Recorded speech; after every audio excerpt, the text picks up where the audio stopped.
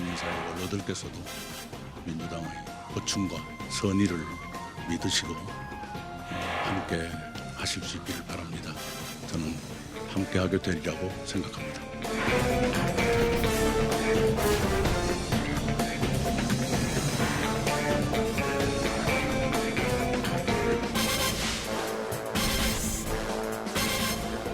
대충 넘어갈 수 없습니다. 단호한 결단이 필요합니다. 빠른 시일 내에 문제를 바로잡아서 승리의 길로 다시 되돌아갈 것입니다.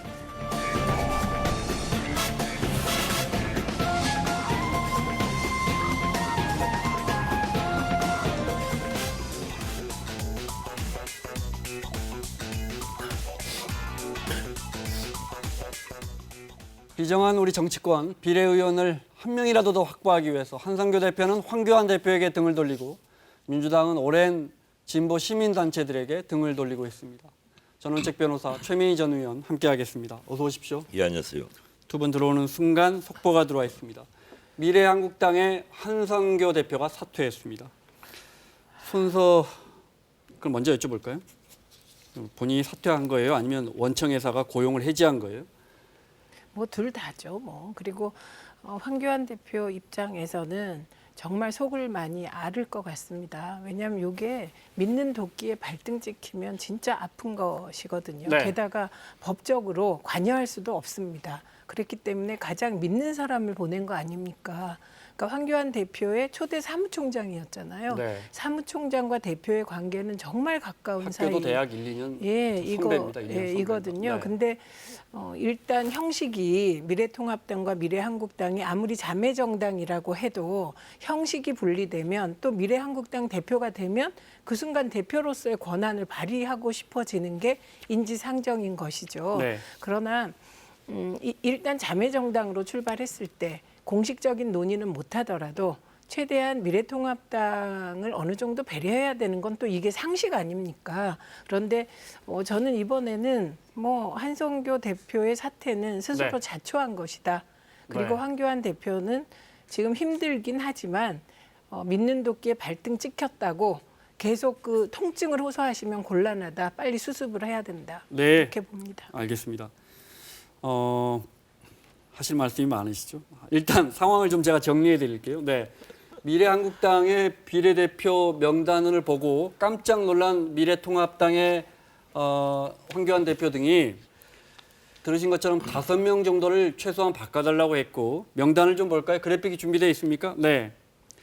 미래한국당이 아직 정확하지는 않습니다. 언론에 알려진 걸 보면 이렇게 바꾼 것 같습니다. 예를 들어 논란이 됐던 21번 윤지경 21번에 배치되어 있던 윤지경 독립기념관장 윤봉길 의사의 손녀죠. 한 3번 정도로 올린 것 같고 또 이종성 한국지체장애인협회 사무총장을 안쪽으로 당선 가능한 쪽으로 배치한 것 같고 역시 최승재 소상공인 연합회장을 당선 가능한 쪽으로 배치하고 반대로 보수 유튜브라는 우원재 씨 또 권혜영 씨 11번에 있던 전남 도당위원장에 있던 논란이 있던 후보들 몇 명은 당연히 이분들 배치했으니까 뺐습니다. 뺀 걸로 알려져 있습니다. 그런데 거기에 대해서 또 황교안 대표가 이걸로는 안 된다라는 입장을 낸 거 가지고 그리고 이제 공천안이 나왔으면 당 선거인단이 투표를 하게끔 되어 있습니다. 그 투표가 부결됐습니다. 이거는 원청회사인 미래통합당의 의중이 담겨 있는 거죠. 이게 지금 원청회사라고 자꾸 말을 하기가 굉장히 네. 어려운 부분이 있습니다. 비유입니다. 예, 왜 네. 그런가 하면 지금 공직선거법상 이미 그 몇몇 분이 황교안 대표도 그렇고 그리고 선대위원장을 하고 있는 박영준 그 전 의원도 그렇고 고발을 당했단 말이에요. 시민단체가 어제인가 그저께인가 고발을 했어요. 이 통합당 사람이 네. 왜 미래한국당 선거에 개입을 하느냐. 그 개입하면 선거법 위반이 요지가 있죠. 그래서 네. 공직선거법 위반으로 했기 때문에 지금 이 황교안 대표 같은 경우에 그 미래한국당의 비례대표 문제를 직접적으로 기자들 앞에 거론을 할 수가 없는 겁니다. 네. 하게 되면 그 자체로 선거법 위반이 돼버리거든요. 그래서 오늘 또 그 예. 당에 대해서 제가 언급하는 건 적절치 않습니다. 예, 계속 그런 예. 식으로. 네. 그건 아마 그 민주당도 마찬가지예요. 이 새롭게 만들어지는 더불어민주당에 후보들을 보내면서도 얘기를 못 한단 말이에요. 그런데 네, 사실 더불어시민당이. 예, 네. 예, 사실 이번에 문제가 된 것이 그 명단을 보고 충격을 받은 사람은 한두 명이 아니에요. 저도 이게 참 보수 농객으로서 무려 20년 넘게 이 제가 수많은 사람들을 알고 했지만 이 명단을 받아들고 깜짝 놀랐습니다.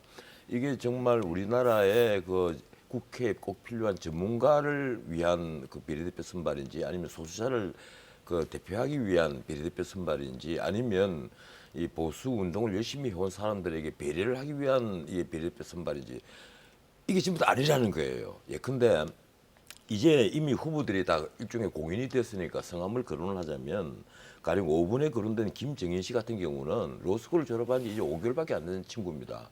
변호사로서의 경력조차 하나도 없어요. 그리고 그 외에는 아무런 경력이 없는 사람이란 말이에요. 이런 사람을 5분에 배치를 한 거예요. 그리고 이 이름을 빼지 못하겠다고 나오는 겁니다. 공병호 위원장이. 그러면 이 통합당 사람뿐 아니라 수많은 범보수계에 있는 모든 인사들이 이게 뭐 하는 짓이냐. 최소한 일반 국민들이 납득할 분노는 나와야 되지 않겠느냐. 제일 처음 거론된 게 아까 말씀하신 그 우원재입니다.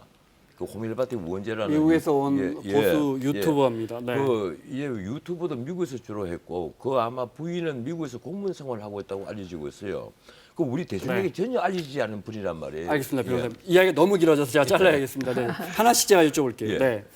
일단 그 미래한국당의 공천안 자체가 납득하기 어려웠다. 보수 납득하기 진영에서. 어려운데 그 네. 수정이 돼야 되는데 네. 이 수정을 최고위와 네. 그리고 공병호 위원장이 앉아가지고 최소한 범위로 했는데 그나마 이 통합당에서 문제로 삼고 있는 통합당에서 영입 인사였던 그 상징적인 인물 윤주경 전 네. 독립기념관장 같은 분을 그것도 3번으로 올리자.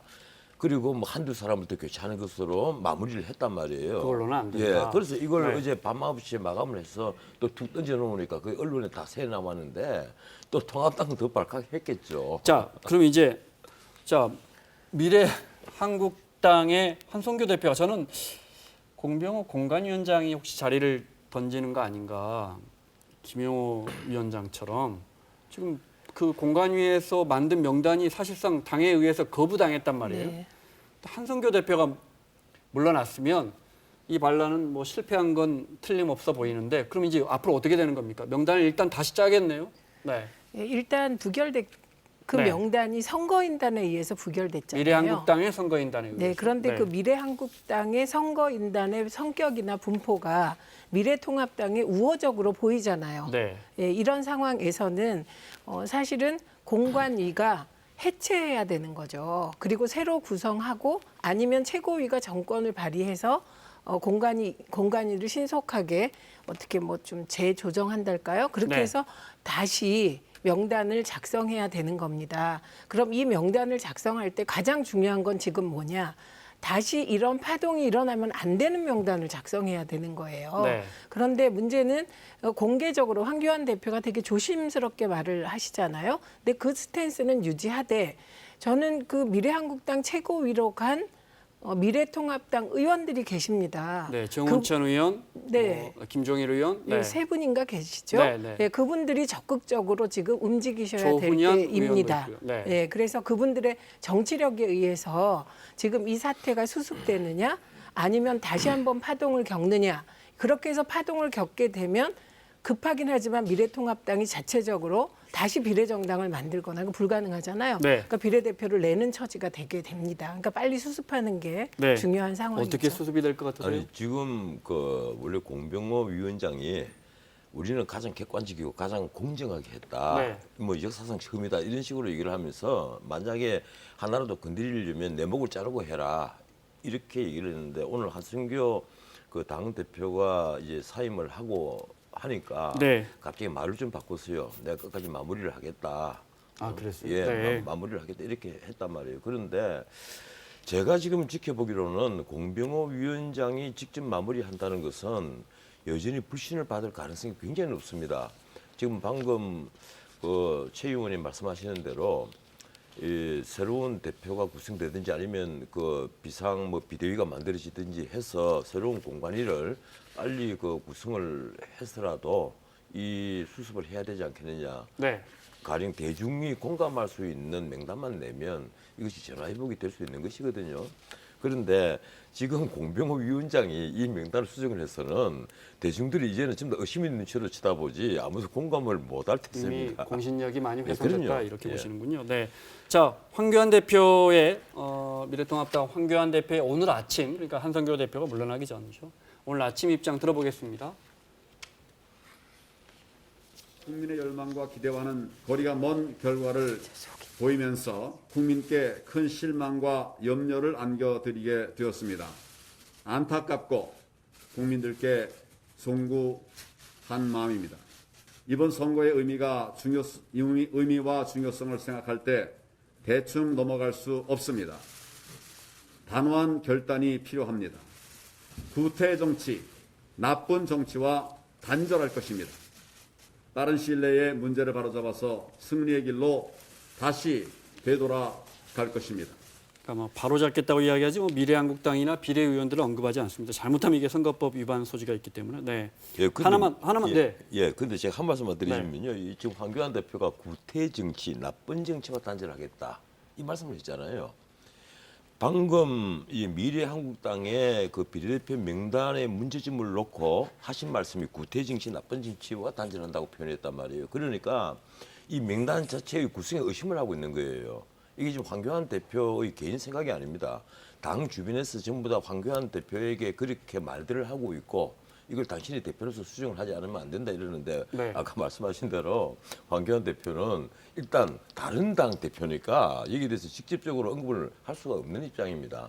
그래서 당에서 일종의 파견이 된 것과 같은 이 최고위원들을 통해서 네. 얘기를 하는 것인데 1차 조정을 할 때도 그 최고위원들이 있었단 말이에요. 그런데 지금 문제는 2차 조정을 한다고 해서 그러면 예, 통합당에 있는 사람들이 그럼 다 됐습니다. 뭐 이럴 수가 없는 것이 그 일단 나온 얘기 이런 얘기까지 나오고 있어요. 통합당 사람 10사람 하고 그럼 당신들 10사람 해라. 그럴 정도로 서로 불신이 깊은 겁니다. 네. 그리고 이게 쉽게 해결될 문제는 당선권이 아니겠지는 뭐 보여요. 20명 정도 되니까 20명을 간단하게 하나만요. 진짜 이거 궁금해서요. 어떻게 생각하세요? 한성교 대표는 왜 그랬을까요? 1번 진짜 일각에서 말하는 선거 끝나고 20명 이렇게 TK 쪽이랑 만들어가지고 교섭단체 만들어가지고 정말 어떤 친박 위주의 어떤 정치권을 독자 세력화하려고 했을까? 2번 진짜 독립적으로 맡겨뒀더니 공병호 소장이 너무 멀리 가버린 거 아닌가? 왜 그랬을까요? 저는 후자라고 생각해요. 네. 예, 왜냐하면 한성교 의원 대표가 의원 시절에도 같이 해보면 그렇게 원대한 구상을 가지고 미래를 생각하면서 그러셨을 것 같지는 않고 일단 대중들이 본인도 은퇴한다 그랬거든요. 예, 네. 국민들이 보시기에는 그 공병호님 같은 분이 오셔서 네. 잘 객관적인 절차로 하면 그게 오히려 점수를 딸 거라고 생각하잖아요. 그런데 현실 정치가 그렇지 않다는 것을 아마 이번에 본인도 네. 뼈저리게 깨달았지 않았을까 싶습니다. 제 생각은 한승교 당 대표가 이 명단에 그 가령 20분 안에 들어있는 명단과 친분을 갖고 있는 사람이 아주 가까운 사람은 뭐 MBC에 있었던 신동호 아나운서 국장 네. 같은 분. 그런데 이 신동호 국장 같은 경우는 뭐 한승규 위원장이 아니라도 충분히 그 늘 만한 분이란 말이에요. 그것도 아주 뭐 앞번호도 아니고 14번이었으니까 사천은 없다 이 말씀이시죠? 사천은 없어 네. 보이는데 문제는 택도 아닌 이름들이 적게 아무리 적게 잡아도 6명, 많게 네. 보면 거의 한 10명 이상이 있는 것은 이건 공병호 위원장의 어떤 개인적 판단이라고 밖에서는 그렇게밖에 볼 수 없는 거예요. 당과 너무 괴리에 있는 예, 공천이 그래서 이루어졌다. 아마 한승교 당 대표도 네. 공병호 위원장이 너무 멀리 가버리니까 이게 아마 수습할 수가 없을 네. 것이다. 저는 이렇게 보고 있습니다. 자, 민주당으로 넘어가겠습니다. 네, 최민희 의원이 답하시기에 난처한 질문들이 많이 기다리고 있습니다. 일단 더불어시민당으로 이름이 정해졌습니다. 네, 진보 시민단체와 함께 민주당이 비례의원을 위한 비례정당을 만드는 겁니다. 민주당이 참여한다고 말하죠. 네, 누가 모였나 보겠습니다. 민주당 들어가고요. 기본소득당, 네, 가자환경당, 가자자 붙은 건 아무래도 기억자가 있어야 한 명이라도 저 앞번호를 받기 때문입니다. 그래서 만들어진 그러니까 선거를 위해 만들어진 당이라는 게 딱 보이죠. 또 시대전환, 시민을 위하여. 우리가 아는 녹색당이나 민중당 뭐 이런 흔한 진보 단체는 빠졌어요. 네, 그러니까 그 과정을 좀 보셔야 되는데요.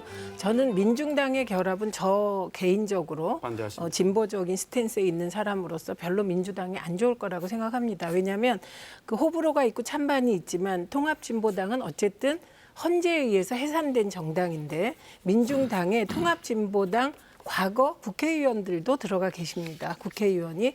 그렇게 됐을 경우 이념 논란이 일어요. 그래서 아마도 이념 논란을 피하겠다는 윤호중 총장의 네. 말은 많은 분이 동의할 것 같습니다. 지금 문제가 되는 건 성소수자 관련 발언이거든요. 근데 이 부분도 민주당으로서는 사실은 곤혹스러운 부분이죠. 예, 그리고 녹색당의 경우는 성소수자 문제에 대해서는 되게 진보적인 입장을 갖고 있는 것이거든요. 네.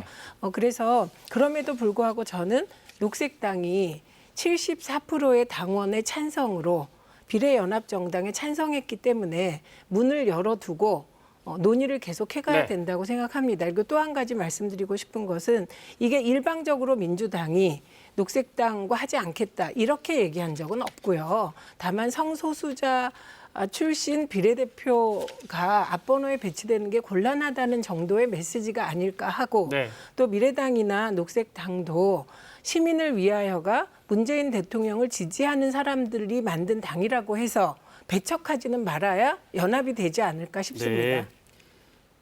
그런데 녹색당과 민중당은 오늘 다 참여하지 않겠다고 선언을 했습니다. 네. 공교롭게 민중당의 비례의원들이 한두 명, 서너 명, 녹색당의 비례의원들이 앞번호 타서 두세 명이 한두 명이 나왔다면 총선 끝나고 이분들이 당선이 될 거 아니에요? 앞번호를 받으니까. 민주당 입장에서는 이분들을 우리 당이라고 생각할까요? 남의 당이라고 생각할까요? 남의 당이라고 생각할 가능성이 많죠. 그런데 여기 이 더불어시민당에 합류하는 이분들을 보면 민주당 입장에서는 그분들은 사실은 다 우리 당이야. 사실은 당 이름만 다르지. 이렇게 분류되지 않습니까? 제가 그 나머지 정당들의 대표들을 잘 모르는 분들이세요. 네. 그런데 그분들이 예를 들면 기본소득당 이런 데는 뭐 민주당이 기본소득에 대해서 우호적인 의원들이 많기 때문에 네. 그 우호적일 수 있을 것 같습니다. 그런데 그렇다고 해서 지금 현재 이 판이 연동형 비례대표제로 많은 사람들이 자신의 정당을 만드는 판이거든요. 그러니까 근데 그분 하나하나가 어떤 성향인지 지금 분석이 안 된 상태에서 네. 이분들이 민주당과 가깝다 뭐 이렇게 단정 지을 수는 없습니다. 저는. 네. 예. 원래 진보 좌파 그 원로들이 만든 그게 이제 뭐 이쪽 개혁 비례연합입니까? 정치개혁연합. 정치개혁연합이죠. 그걸 플랫폼으로 해서 거기다 모이기로 했잖아요. 그리고 민중당 처음에 제안을 했죠. 예, 민중당도 네. 가겠다, 녹색당도 가겠다 이랬단 말이에요. 그리고 민생당 고민을 하고 있었고 정의당만 이제 거부를 했죠. 그건 또 하나의 꼼수다 이래서 거부를 했는데 지금 저희들이 보기는 그렇습니다. 민주당이 그쪽으로 가려다가 안 간 것은 그쪽 원로들의 간섭을 더 받기 싫다. 지금 이 새롭게 만들어지는 게 시민을 위하여라 하는 정당을 플랫폼으로 해서 나중에는 이제 더불어시민당이 된 것인데 여기에 지금 그 가담을 한 그때 기본소득당 뭡니까 가자 환경당 또 시대전환 아닙니까? 네. 이런 정당들이 거의 다 급조 정당들이란 말이에요. 그리고 거기에 가담을 한 분들이 성함도 참 이게 미안한 말이지만 성함도 다 처음 듣는 분들이에요. 제 눈에는.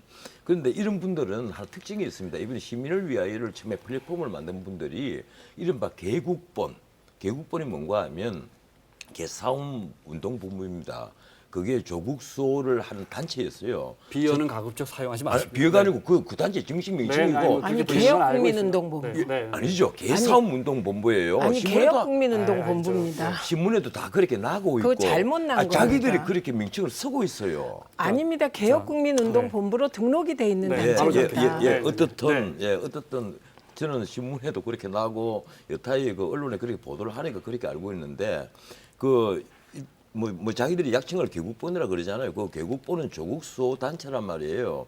그리고 서초동에서 매주 했던 그 조국 수호 검찰 개혁 시위를 주도를 그런 분들과 연합한 거다. 주도를 한 네. 단체인데 그 단체가 이제 플랫폼이 돼서 만든 게 시민을 위하여입니다. 여기에 다 모이자 이랬는데 갑자기 윤호중 사무총장이 원래 18일까지 민중당, 녹색당에 회답을 주겠다 이랬다가 17일 날 갑자기 자 이제 더 이상 협상은 없다 이러면서 그날 갑자기 이 플랫폼을 바꿔버린 겁니다. 그래서 제가 보기로는 이 지금까지 미래한국당을 꼼수라 그랬잖아요. 예, 위성정당을 만드는 꼼수라 그랬는데 이건 위성정당뿐 아니라 친문정당이에요. 이 친문정당이란 말이 진보 좌파의 비례연합 플랫폼이 아니라 예, 그냥 위성정당을 만들면 되지 실제로는 위성정당인데도 마치 여러 군데 연합하는 듯이 만드는 친문정당이에요. 그래서 나는 꼼수 곱하기 꼼수다. 알겠습니다. 네. 근데 정치를 원래 꼼수 제곱이에요. 네. 이게. 자, 이낙연 전 총리가 오늘 관훈 토론회에서 여기에 대한 입장을 밝혔는데 그 말 듣고 네, 의원님 말씀 듣겠습니다. 연동형 비례대표제가 도입 초기부터 심한 진통을 동반했습니다만 지금도 그런 상태가 계속되고 있고 현재의 전개가 몹시 민망하다는 생각을 합니다. 네, 우리 정치 전반의 역량을 드러내고 있는 사건이라고 생각합니다. 그러나 기본적으로 민주당을 오랫동안 걱정해 주시고 도와주신 시민사회 원로들께 서운함을 안겨드리는 일은 바람직하지 않다고 생각하고 민주당의 호충과 선의를 믿으시고 함께 하실 수 있기를 바랍니다. 네. 저는 함께 하게 되리라고 생각합니다. 이렇게 이야기했지만 사실 이제 민중당과 녹색당은 선을 그었고요. 오늘 자 어떻게 보시는지요?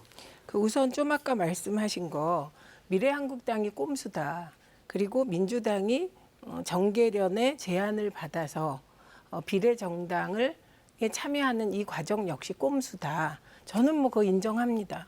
다만 어떤 차이가 있냐면 미래한국당은 연동형 비례대표제에서 원칙대로 했으면 미래통합당이 받을 수 있는 의석수 6개를 훨씬 넘어서 20개를 받기 위해서 만든 정당이고 민주당은 뭐 꼼수라는 거 인정합니다. 근데 그 꼼수는 어쨌든 민주당은 7석 이상 욕심내지 않겠다. 그래서 작은 정당에게 의석수가 돌아가게 하도록 애쓰겠다라는 점이 다르다고 생각합니다. 끝까지 명분을 네. 가지려고 자, 노력했다는 점. 저희가 그리고 아주 말씀 계속 들으면서 저 그래프를 의석 배분을 올려주실래요? 하면서 시간이 없어서 1분밖에 남지 않아서 맞이하시죠. 네. 네, 근데 저기는 열린민주당이 빠졌는데요. 그렇습니다. 네, 손혜원 의원의 열린민주당이 빠지고 저희가 아주 오늘 나온 리얼미터의 지지율대로 해서 비례의원들이 어떻게 배분되나 봤더니 지금 민주당이 참여하는 비례연합이 한 22석, 미래한국당이 19석, 국민의당이 3석, 정의당이 3석 정도입니다. 네. 네, 근데 저는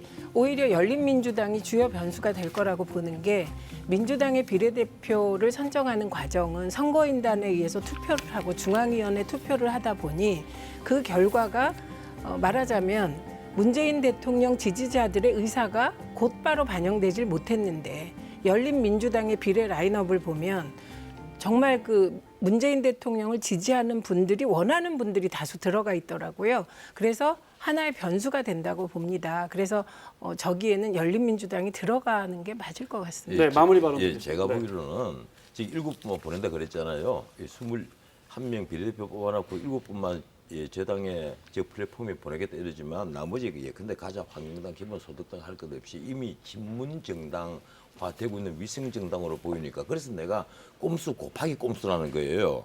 한쪽을 꼼수라고 얘기를 했지만 자기들은 꼼수 제곱이다 이 얘기입니다. 제곱 결국은 아니죠. 그 더불어시민당이라고 하지만은 더불어민주당 2다 이 얘기예요. 근데 꼼수 그래서 곱하기 꼼수도 꼼수밖에 안 저는 됩니다. 마무리해야 정치를 할 때 저는 가끔씩 좀 정직하게 대중을 좀 대했으면 좋겠다. 이거 꼼수 하나도 아니고 꼼수 곱하기 꼼수로 하면서 자기들은 꼼수 안 부린 것처럼 하는 것이 아까 이낙연 전 총리가 하시는 말씀처럼 듣기 정말 민망합니다. 근데 그건 비난이죠. 그냥 비난일 뿐이지. 자, 여기까지 하겠습니다. 네. 저희가 방금 보여드린 그 예상은 저희가 오늘 나온 다시 말씀드리지만 리얼미터의 정당 지지율을 아주 기본적인 비례정당 투표 의석 배분에 수학적으로 돌려본 거다 이렇게 말씀드리겠습니다. 네, 자 마무리하겠습니다. 최민희 전 의원, 전원책 변호사 수고하셨고요.